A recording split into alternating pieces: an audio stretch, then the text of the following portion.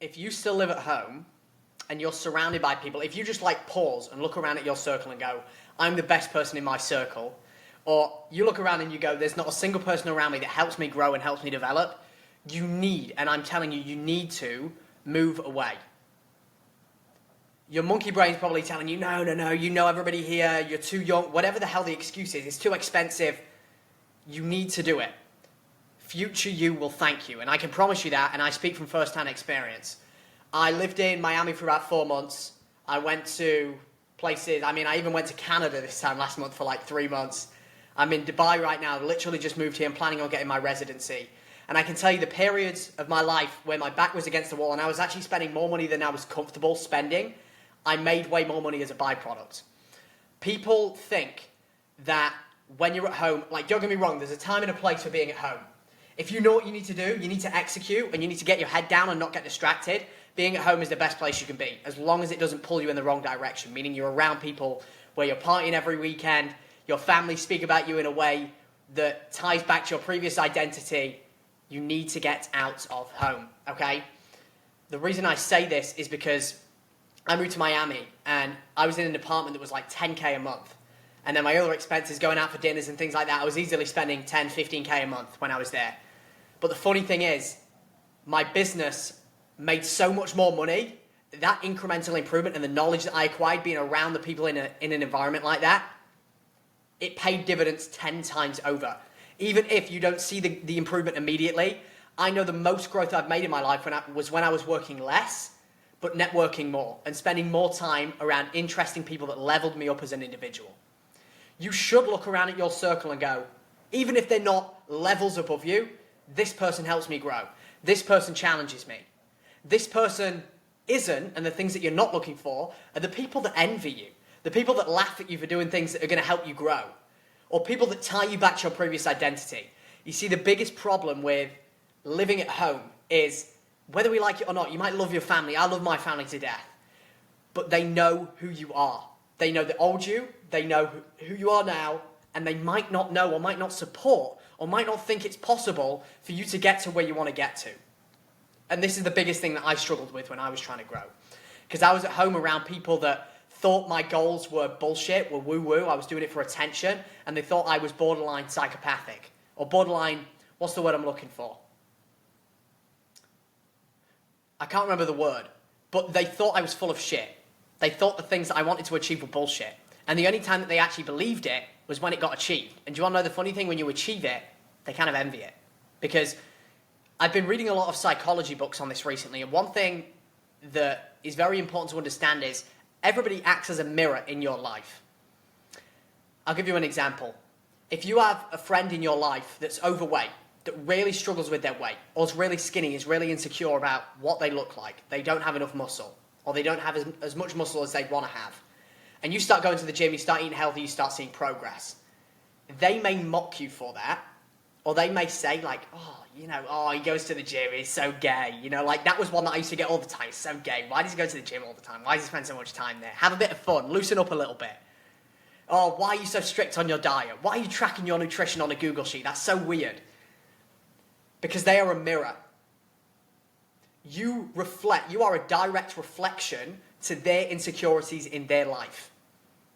And the same applies to people that don't make a lot of money. If you start making a lot of money, number one, the people close to you are going to feel obligated to ask you for more money, whether you like it or not. And that's one thing that most people don't tell you about when you make more money. When you start making more and more money, people feel a sense of obligation because they've been in your life before that to get some of that, to get a piece of the pie. And it's a really hard battle. Like, when you have family that you love, and you know that you need to be selfish and be like, look, I can't give any of this away, I need to stockpile, I need to build a war chest, and I need to put myself in a position where I invest all my money back into the business, or back into my own knowledge, into courses, masterminds, things that are going to help me level up.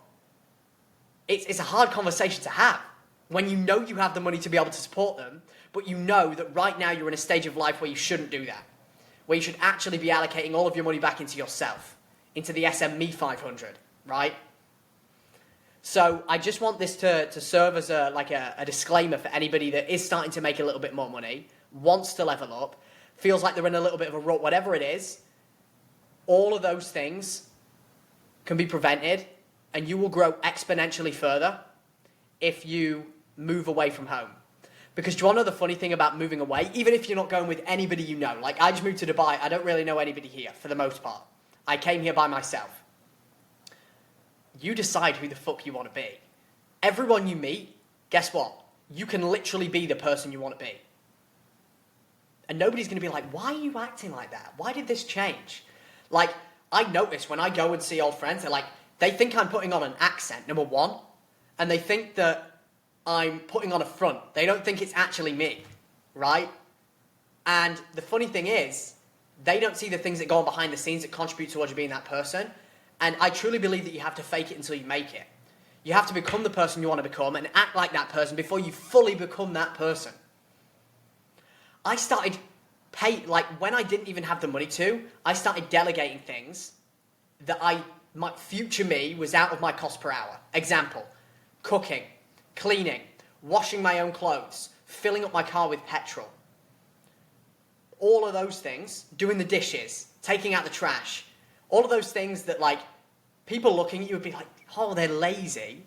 You know that if you made $10,000 per hour, do you really think you'd be spending an hour washing the dishes, cleaning the trash, filling up your car with petrol? Of course you wouldn't. You need to embody that identity now. Be it now. There's nothing stopping you. And the only thing stopping you is you right now. And this is, again, I do these videos purely for the intention of holding myself accountable to these things too. Because I fall into it. I act like my cost per hour isn't over $1,000 an hour when I know it is right now. And I know what I want it to be. I want it to be $10,000 an hour. And how do I get there? I start acting like it is. And all of a sudden, you'll find, you decide how much you want to charge per hour. I charge right now, if somebody comes to me and says, hey Cameron, I want an hour of your time, it's $7.50 an hour. And I think that's lower than what it should be. But there's no pause, there's no hesitation on my end, I just embody that now.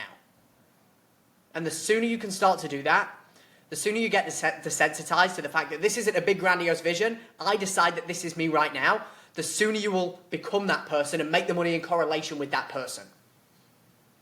Because the goals don't come first, the identity comes first. You embody the identity and then the goals come as a byproduct. The money comes as a byproduct. The network and the connections come as a byproduct. So, biggest action item for you is going to be asking, number one, who do you want to be? What do you want? Why do you want it? And then just decide to become that fucking person. And the best way to do that is to move away from home in a place you've never been, in a place that scares you, in a place that will allow you to level up. And that's why I decided to buy, because everybody here, for the most part, I don't even know the statistics, but there's a lot of entrepreneurs here. There's a lot of money here. You walk down the street, you see 10 supercars. It's just normal. There's a split of 30% of people have supercars here. And I want to be around that. I don't want to look at a supercar and be like, oh my God, that is amazing. I never see any supercar. I want to walk around a supercar and be like, yeah, cool. It's a supercar. And what? It's a Lamborghini. It's a Ferrari. It's a fucking Bugatti. Cool. I can get one of those if I want it. It's not a big deal, you know? And the way that you become desensitized to those things is surrounding yourself in an environment where people have them. Do you know how rare it is? In my hometown, in the last year, I've seen 2 fucking supercars. 2. That's it. It shouldn't be that way. Surround yourself with the things that you want to have, the people you want to become. Surround yourself with the type of people that elevate you. And I'm telling you, if you don't have the acumen, if nobody trusts you, if you don't have those connections yet, the best thing to do, the free one, which isn't free, but you're going to move, is moving to an environment that has wealth, that has abundance. Dubai, LA, Arizona, wherever that is. Miami. Pay to be in the networks. And this isn't a plug for the thing that I offer or anything like that. But I've spent over 100K on consulting and coaching and masterminds. And even the shit ones, I still made more money in. Because a lot of the time, when you pay to acquire knowledge, even if the knowledge is shit, that is a commitment to yourself that you take your goals seriously. And that's one thing that people overlook about investing in masterminds. Even if you spend the money and you waste the money, a lot of the time, if you're willing to go all in and work your ass off, you will still usually make more money as a byproduct of that. And at least, even if it's shit, you're going to learn a valuable lesson. on what not to do and what not to buy, and who not to surround yourself